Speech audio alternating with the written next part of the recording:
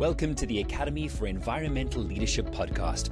Join Pippa Hudson, well-known Cape Talk host and mom of two, as she chats with educational planner Bryce Decker about exciting future-ready careers in conservation and environmental science for South African school leavers.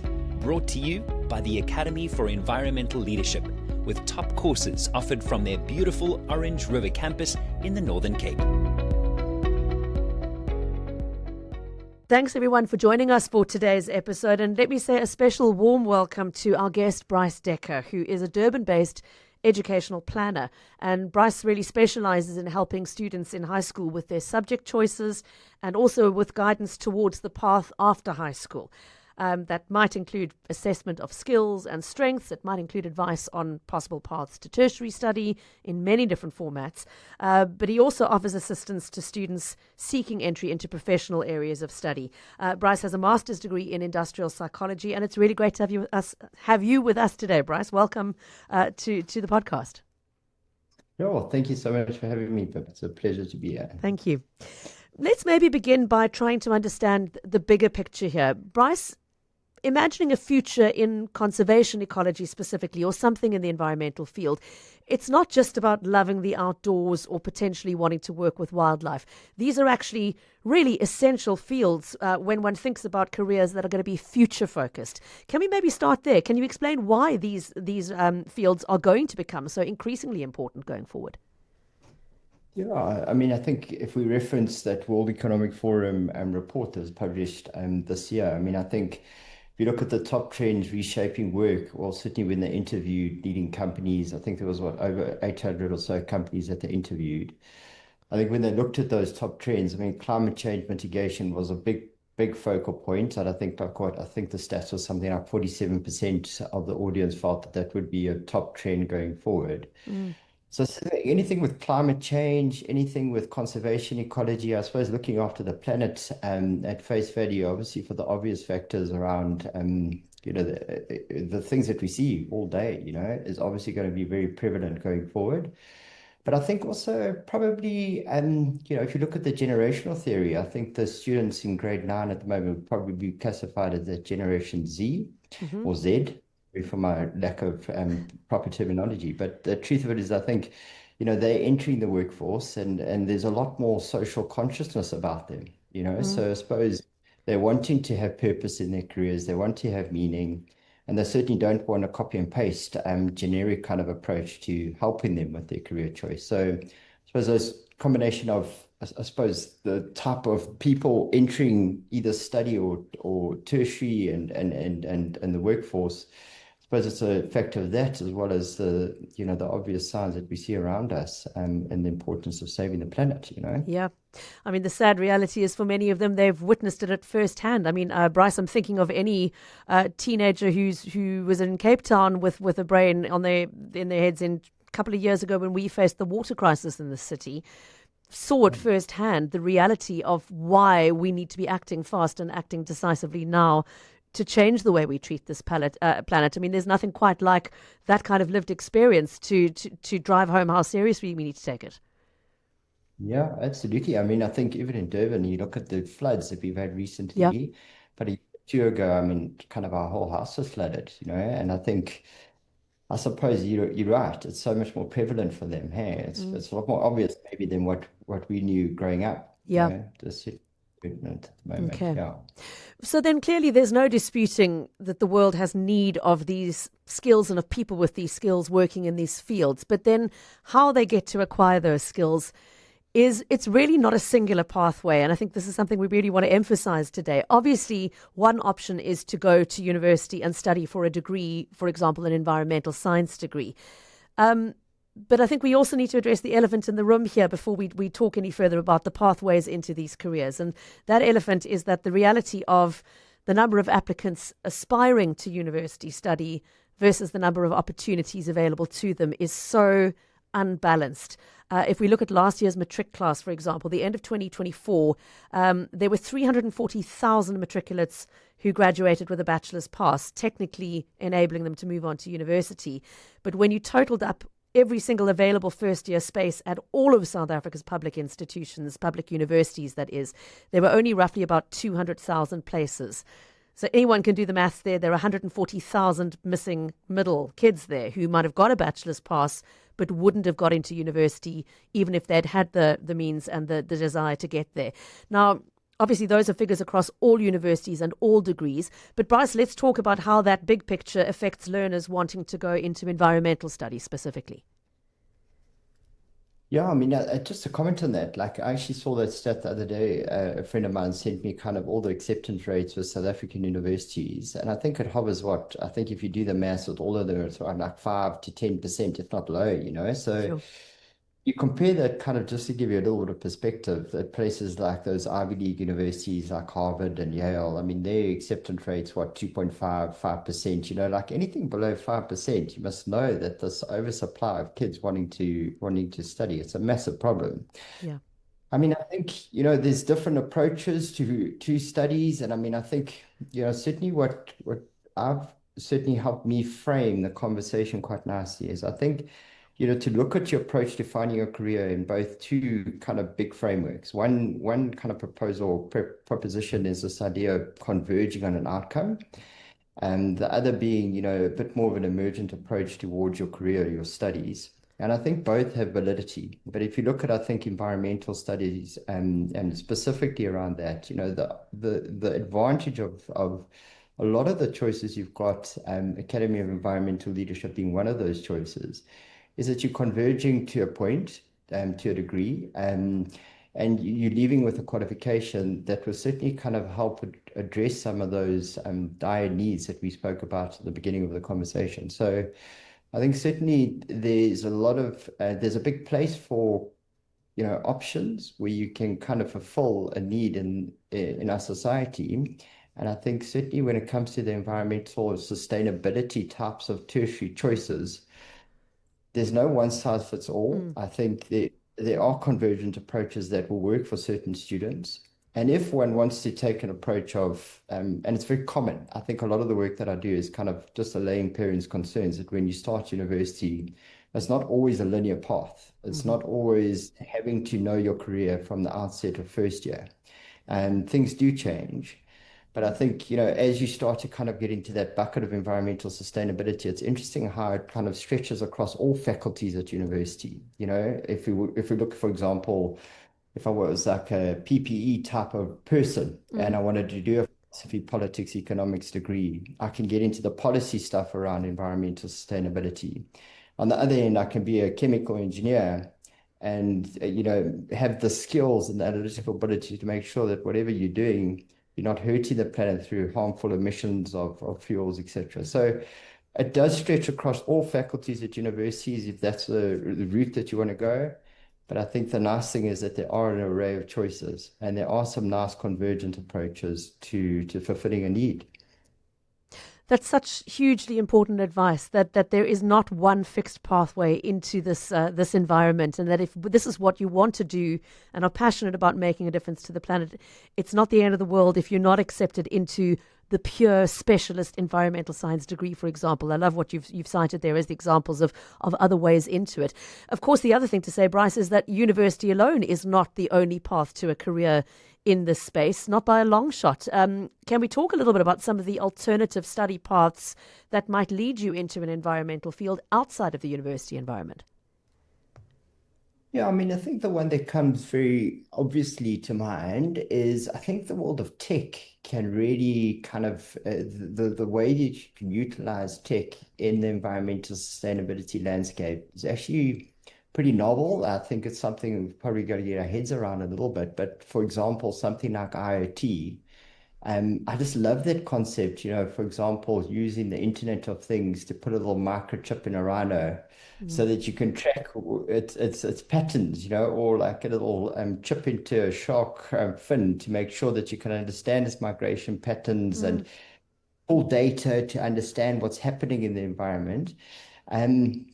So I think IT is quite a nice conversation. You know, if you start to think about information technology and its impact on environmental sustainability, there's some really quite novel solutions that I think, you know, are on offer at the moment. But going forward, I think is going to be kind of completely, it's going to increase significantly going forward. I mean, often, for example, a lot of my students, they like a little bit more of the technical stuff. And like being a drone pilot, in today's day and age, like, the ability or what you can do with a drone and its ability to be able to take good pictures that nobody else can take, is like incredible. So I suppose obviously, Pippa, what comes to mind is I think tech is a very cool pivot point into the environmental sustainability landscape that might fall outside the ambit of traditional education. Um, but do you mind if I just comment though on Yeah. traditional education? Just going back there, like I think, like I'll give an example of a student we were engaging with like a couple of years back, and she was kind of realized she started off her kind of university experience wanting to go into something around conservation ecology, but then as she kind of grew into a degree, obviously like many of us, kind of had different perspectives as she grew through it. And it was quite a poignant conversation because I remember, like it was yesterday, it was like this idea of economics. We started chatting about the importance of economics. And it's just, in my mind, certainly, maybe it was just like my kind of narrow perspective before I get on into this kind of work, like, the exportability of a subject, for example, like economics, into the world of environmental sustainability. You wouldn't ordinarily think that if you're kind of like talking layman's conversations around degrees. But I think often for my parents I deal with, especially in the environmental sustainability landscape, it's about getting parents certainly and students for that matter, is to worry less about the label of the degree, worry about the content of the degree and trying to match that content to the strengths of the child. And the environmental kind of work can come off so many bases that I think it's going to be prevalent as it is today, going forward 20, 30 years' time. It's only going to become more prevalent. But whatever you do, you can always add a little bit of a top up to it. Uh, so I suppose just going back to this idea of being less linear with what you study and its impact and how you can use it to impact the environment in positive ways. Quite a cool conversation, actually. Yeah, yeah.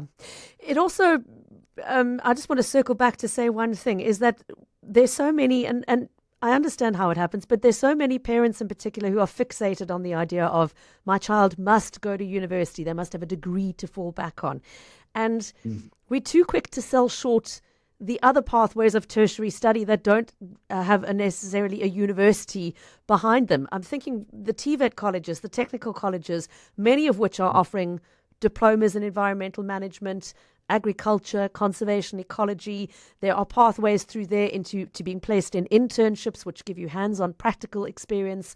Very good way to rapidly assess whether this is in fact the field for you. Do you want to maybe just comment on that, on helping parents and I think young people still inherit that sort of sense that it's less worthy to go to a TVET college than to a university? It's a really mistaken sort of mindset, isn't it? No, exactly. I mean, I think it's a horses for courses.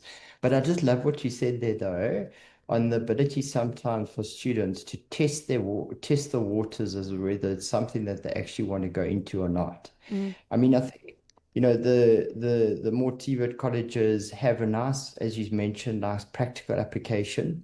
And beyond those traditional TVET colleges, like there's some amazing options that are offered. I mean, we live in Africa, there's some like amazing options in the world of wild game and conservation ecology, which integrate both practical learning as well as a little bit of theoretical content. So I think to find that balance, it's always, very important conversation to make sure that it fits the child Yeah. with whatever that looks like.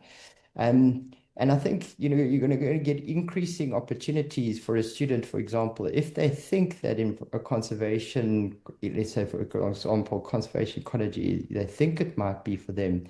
There's some great opportunities to use a constructive year of your life in a program like the Academy of Environmental Leadership to test the waters as to whether that's something you want to pursue long term or not. Yeah. And only help the decision-making process, right? And yes, help the decision making process. clarify for you that this is, or perhaps this isn't the field I want to work in.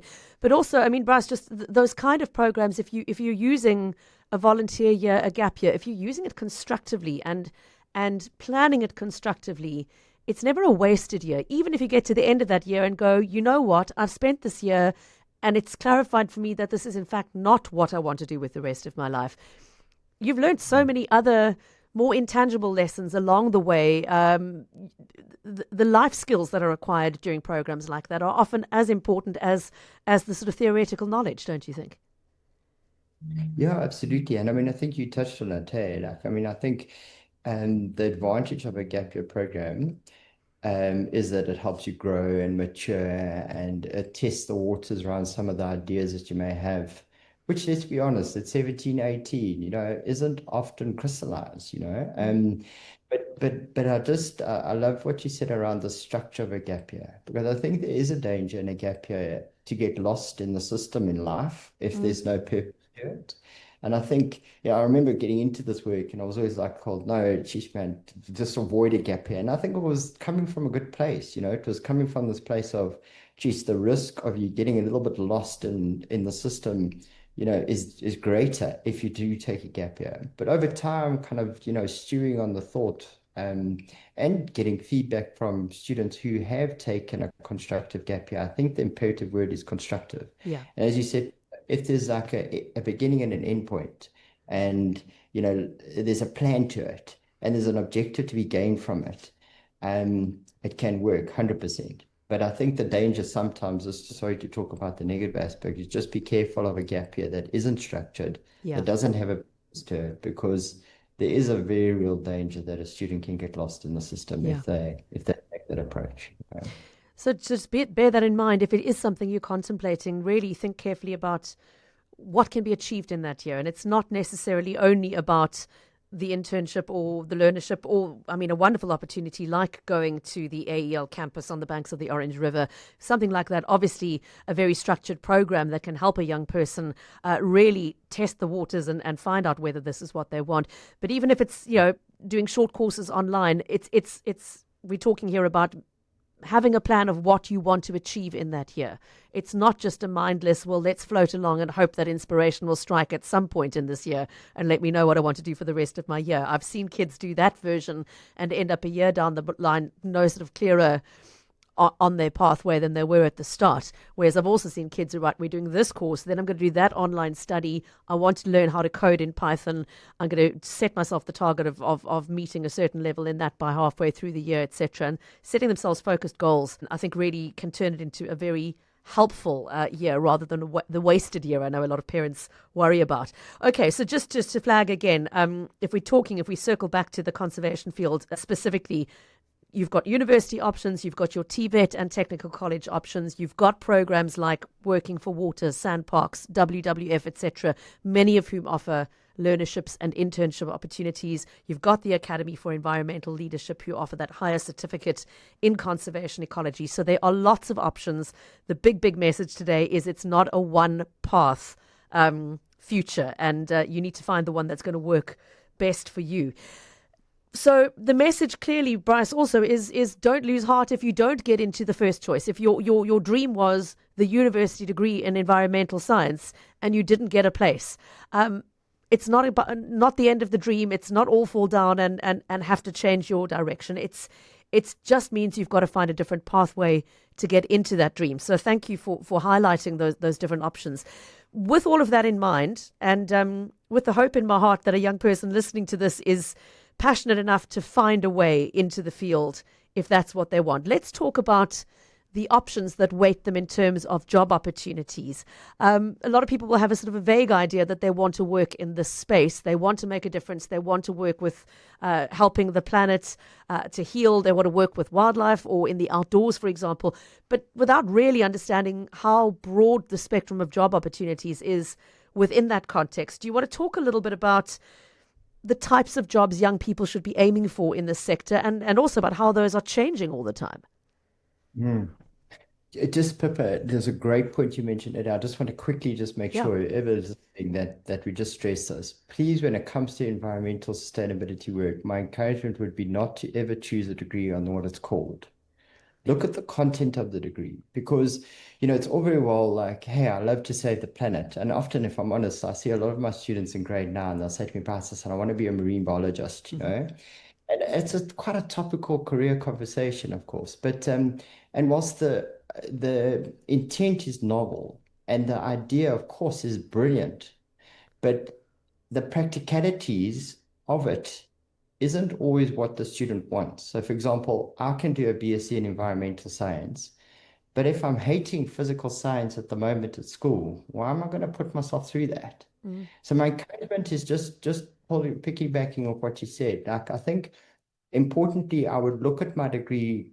Please don't ever choose a degree for what it's called. Choose it for the content, and understand that you can get into the broader ambit of environmental sustainability in a lot of different ways.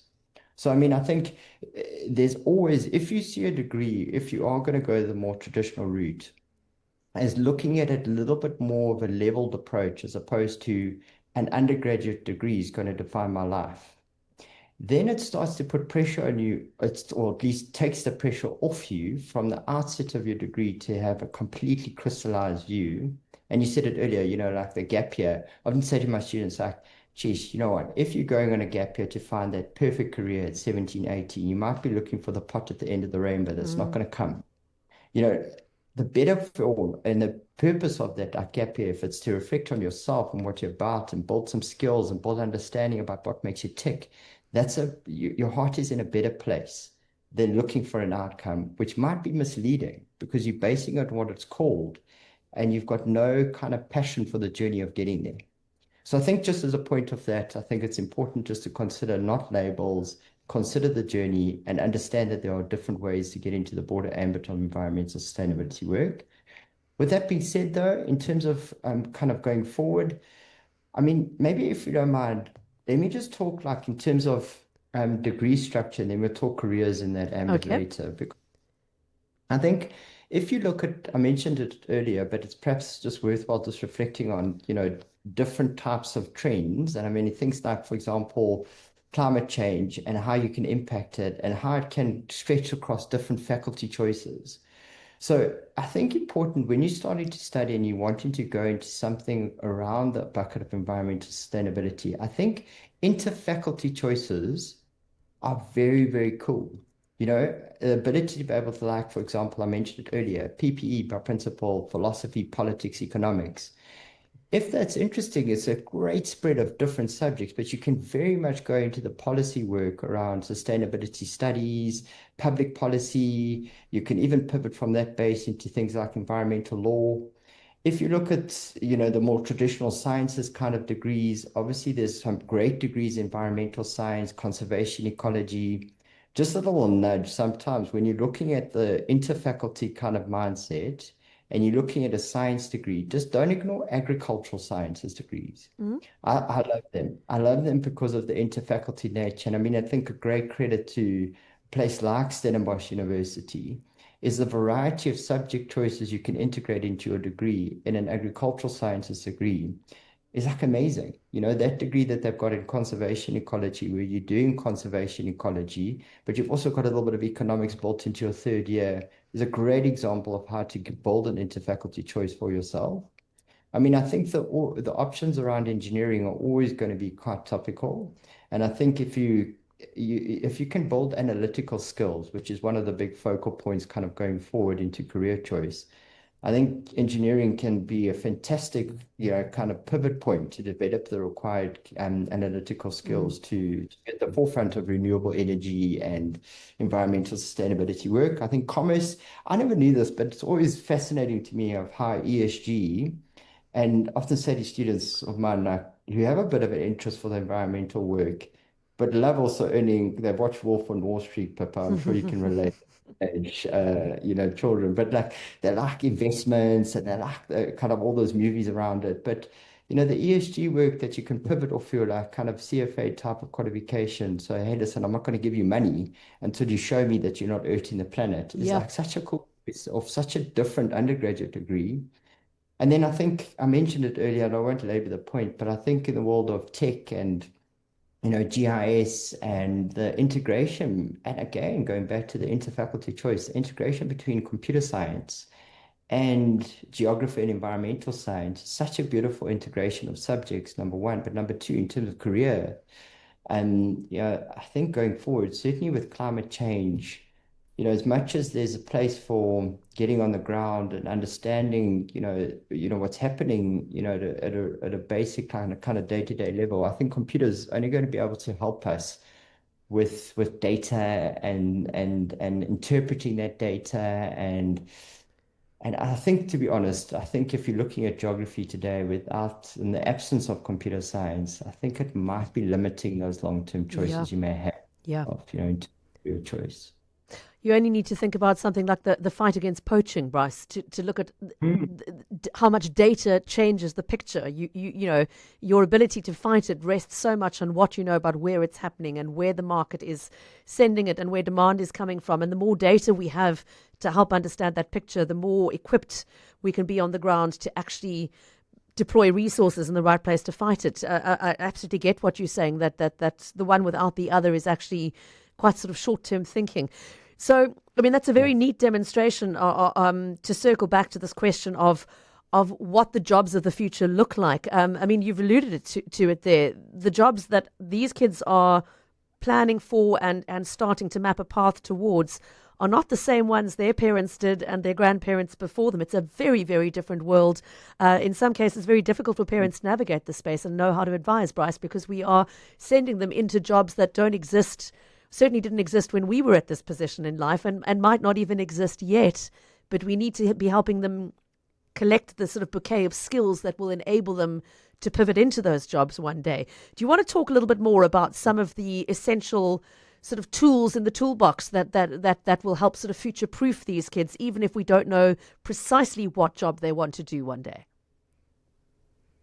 Yeah, I mean, I think for us as parents, I'm including Pippa, yourself, and myself in that same bucket. It's probably like, well, certainly like my kids are young, but as they grow, I suppose I'm trying to not put them under too much pressure around that outcome because the truth of it is things are going to change so fast. And I think if you go with that approach, with the understanding the fact that, society is going to move quite fast, I think we must make them not panic, maybe they don't have to worry too much. And I suppose I'm going back on putting less pressure on them around the outcome. It's not because I want to approach a study in a laissez-faire approach where there's no structure or plan to it. Of course, I don't want to do that. But at the same breath, like I just note my students, there's so much anxiety for them at like 14, 15 to know exactly the answer. And even at 17, 18, very often they don't. So I think if we kind of look at, top skills going forward for 2030, I think it's quite nice to break it down into a skills level. And then the reason we go into study is often the ability to build skills as opposed to necessarily focusing on the career choice, and putting too much pressure on that. Because I think if you look, I mean, that article from the World Economic Forum on the top skills for 2030, I look at things like analytical thinking. There's so many ways I can tick that box, like and I think it's always going back to a child's strengths.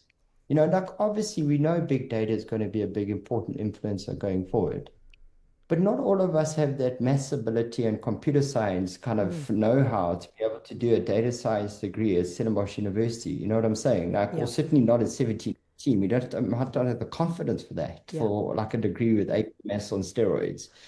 So, I mean, there's different ways of building those skills. I think, truth be told, I think analytical thinking can be ticked in so many different ways. Like I often say to a student, they often have like, if we look at science and philosophy, one could argue that it's the same thing, really. Both start with an hypothesis. Science has a series of experiments to prove the hypothesis is correct or not. Philosophy has a series of thought arguments. Why do you have to say that one is better than the other? So I think developing those analytical skills is finding a student where their strengths lie, pushing into them, getting confidence in the strengths that they've got.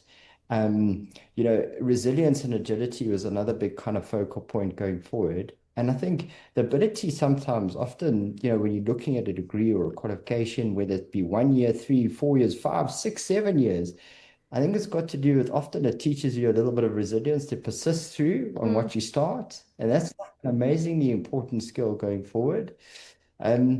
And I think this whole lifelong learning, you touched on it, Pippa, and I wanted to kind of piggyback off your conversation earlier, but I think, this whole idea of lifelong learning is going to be a critical skill going forward. And what we haven't chatted a little bit around is places like Udemy, Mm. um, Coursera, where there's like an amazing plethora of like courses you can do at your disposal, that can help you if you don't want to make necessarily it's difficult. I understand that to develop a full career from like a million short courses because it's application of the learning, but just to give you a little bit of a testing ground of what you like, don't like, cheapers, there's a plethora of options out there. I think we've got to kind of go with the mindset of learning all the time, eh? Absolutely. Yeah. I want to echo that as somebody who is busy with one of those short courses trying to learn more about social media marketing, for example, which is a skill set that didn't exist when I was training to become a radio news journalist. It wasn't even conceived of at that time. And yet, Bryce, today, I can't do my job without it. So I find myself having to, you acquire some skills on the job, but it's really helpful to be able to say, you go to somewhere like a Udemy and find a short course that can just polish what you've learned on the job, and that's sort of a mindset I think we all need to get used to. That you don't get your degree and then start working, and that's the end of your studying and learning for life. It should be an ongoing process because that is the nature of the workforce today, with technology changing as quickly as it does. Exactly. And the thing is, Pippa, like if you think of your and my careers, we both are journalism, like psychology, like, and you talk of the big trends or skills for the future with AI and big data. I mean, our careers, the way it looked like 20 years ago, will look different as it is today. And Mm, it's going to look different in 20, 30 years. But the career is not going to become null and void. You know what I'm saying? There's always going to be a place for the career. yeah. I think there's a risk that some of the careers that are very linearly focused, that are very administratively oriented, of course, those careers are at risk. And I think we need to be cognizant of those. But if you think of like all careers, I sense that the way it's going to look today is going to look vastly different as it is in 20, 30 years' time. But the only reason I'm having the conversation is the fact that, number one, I think the point is that it's going to stretch across any career, big data and AI. Hmm. I mean, like Udemy and some chat GPT, I think we're Yeah. all using it to a degree. I think we'd be silly if we're not doing it. But then also, and I think that for students feeling anxious about the choice, it's just do what you love, find what you enjoy, play to your strengths. And sometimes if everyone is saying to you, no, this career is going to be like fall away, I suppose I'm just have a heart for the student that's feeling hell of a anxious Mm, because of the bright conversations they're having around the fact that, oh, let me not do this, because it's going to be taken over by AI. Of course, there's a real risk to it, but it doesn't mean that if I'm brilliant with my languages, all of a sudden I have to kind of go into a zone where I have to do AP maths on steroids because data science is the next best thing. yeah. I think You're going to hate it. it, Yeah. you hate it. So it's about finding, I think, that balance between, hey, listen, what am I good at and what am I enjoying? And if you can find a little bit of a combination of those two aspects, I think in subject choices, a student's going to thrive, they're going to build their confidence. And you as a parent, Pippa, you'll say the same. Like all we Yeah. want our kids to do is to leave a high school experience or a tertiary experience feeling confident in who they are and what they're about. So it's about building that confidence in them. Yeah. But at the same time, understanding that careers are going to evolve to a degree that we don't have to, go completely left field, out of our skill set, do something because it sounds good on paper. But again, going back to what I said earlier, if the journey doesn't correlate with the things that you enjoy and you're getting good reward for, just don't do it. Yeah. Bryce, before we close, I want to circle back to something you said that I thought was so important. You talked about how that resilience, that pushing through and seeing something through is such an important skill. And maybe let's just talk a little bit about those. This is a great example of the kind of building of skills rather than focusing too much on the qualification. A work ethic, building and demonstrating a work ethic is something that any employer in any field is going to look for on a CV and in an interview. Similarly, the ability to problem solve and to think on your feet. And even if you're not doing it, problem solving using big data and a computer generated process, every single career out there requires some degree of that skill being demonstrable.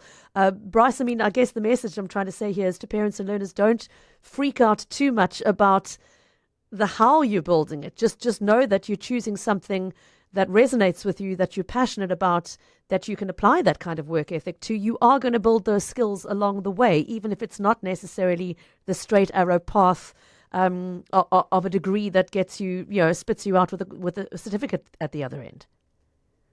Yeah, that's it. I mean, often, like, I think, Pippa, you've been in a first year varsity, I think first year varsity, we weren't really thinking much further than passing our first year, Yeah. Such an overwhelming experience. It's a very generic year.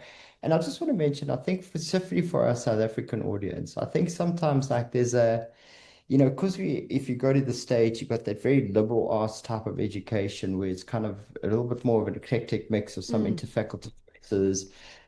And I think like sometimes like, obviously we are a little bit more tailored in terms of the label of the degrees, but the point is there are opportunities to move after a first year. It is a very generic year. And often I say to my students who are a little bit disillusioned after the first year, they're like, geez, Bryce, like I've just done accounts 1. I never want to do that again.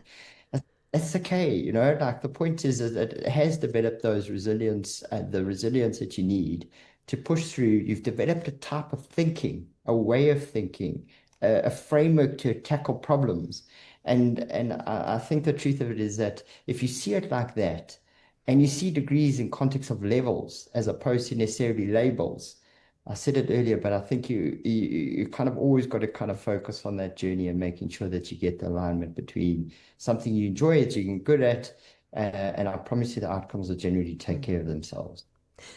So final question then, Bryce, what's the one thing you wish every grade 12 learner knew right now?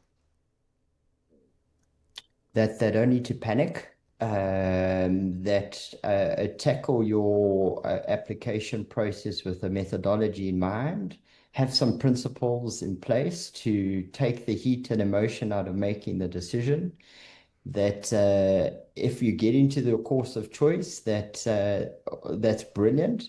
Understand that you just got to do the basics and pass first year, and then the career will come and look after itself.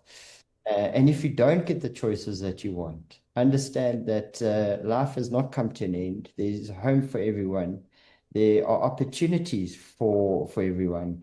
And if we look, I promise you, those opportunities exist for you to develop your confidence, build the person you are.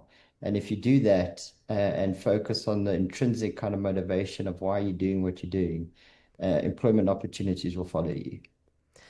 Bryce, thank you so much. That's such valuable advice, and we've really appreciated your input this afternoon. A big thank you to Bryce Decker, who is a Durban-based educational planner. My name's Pippa Hudson, and I just want to say it's been a real pleasure to be your host today, and to say that if you are a young person who is dreaming of a future in an environmental field or in the conservation space, or perhaps if you're the parent of a young person who's thinking about that, firstly, I really hope you found the content today helpful in shaping your awareness of what the opportunities are out there and reinforcing the fact that these are very necessary skills that the future is going to demand, increasingly so. But also, really importantly, I hope that you have recognized from this conversation today that there are many, many different pathways by which you can reach a destination of a career in this field. So all the best as you go out and plot the map that is going to work best for you. Thank you so much for joining us.